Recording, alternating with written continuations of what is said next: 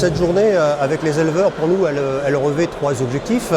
Le premier objectif, on s'est donné un timing d'organisation de réunions techniques d'un haut niveau d'expertise tous les 6 mois avec nos clients éleveurs. Le deuxième objectif, c'était de permettre à nos clients éleveurs de prendre de la hauteur en ayant une approche macroéconomique sur leur production et d'avoir un éclairage mondial. Troisième objectif, c'était de faire passer les messages sur le fait qu'au niveau de Soufflet Atlantique aujourd'hui, c'est certes l'expertise production végétale qu'on a au niveau du groupe Soufflet, mais également d'ancrer notre savoir-faire production animale. Voilà les trois objectifs essentiels de cette journée. Je pense qu'aujourd'hui on est dans une période de transition de l'agriculture française avec un certain nombre d'inquiétudes par rapport notamment à la transmission des outils de production. Donc il ne faut pas qu'on loupe cette marche extrêmement importante dans tout un ensemble de territoires.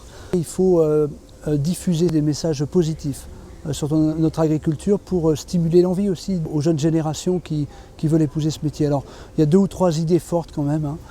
La première, c'est que j'ai passé un peu de temps à essayer de convaincre l'idée que l'agriculture française avait des forces à faire prévaloir dans l'internationalisation des marchés. Il y a au moins 3 ou 4 secteurs sur lesquels elle est très compétitive. Le secteur des céréales, bien sûr, le secteur du lait qui est un secteur montant, mais aussi le secteur de la viande bovine qui est un secteur où on a une baisse de la production communautaire de viande et où la France va être très interpellée finalement dans la fourniture du marché domestique, alors même que les importations européennes de viande bovine en provenance des pays du Mercosur sont plutôt décroissantes aujourd'hui. Donc le premier message, c'est que l'internationalisation peut venir au profit de notre agriculture.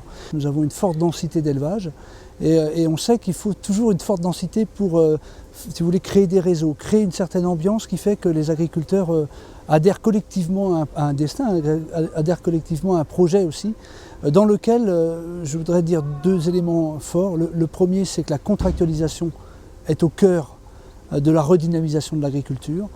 Et le deuxième, c'est que je crois que dans certains territoires, il n'y aura pas de tabou sur une certaine forme d'intensification, raisonnable pour l'environnement, mais intensification malgré tout, et spécialisation aussi des exploitations dans des productions qui peuvent être porteuses. Donc il y a un rapport à la structure des assolements qui va beaucoup être interpellé dans les années à venir. Et ce que je pense très important dans ce genre de journée, c'est de relier l'économie, la macroéconomie à la technique. Cet après-midi, les agriculteurs vont avoir des stands avec des exposés très techniques dans le domaine du rationnement, de l'alimentation.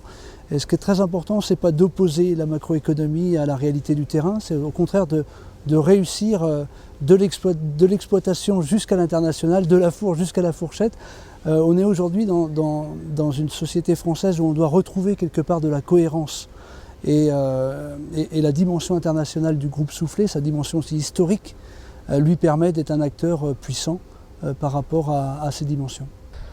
Cette journée, moi j'en sors très satisfait. Moi je me rends compte qu'en fait on est souvent attaqué de tous les bouts, mais on travaille très bien.